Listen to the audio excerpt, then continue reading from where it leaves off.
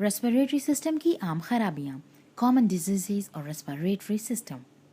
Respiratory system की आम खराबियों में common cold, influenza, pneumonia, tuberculosis और लंग कैंसर शामिल हैं। नमूनिया एक इन्फेक्शन है जो फेफड़ों को मुतासिर करती है।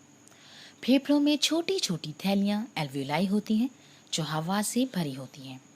जब किसी शख्स को नमूनिया हो तो एल्वियोलाई बलगम से भर जाती है जिससे सांस लेने में तकलीफ होती है।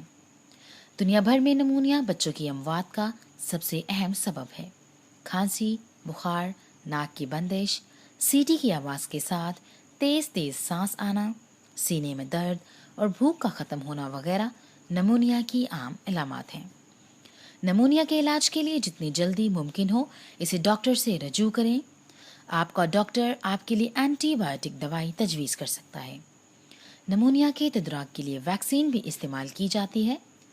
जरासीम से बचाव के लिए अक्सर अपने हाथ धोया करें। जब आपको खांसी या छींक आए तो टिश्यू या रुमाल का इस्तेमाल करें।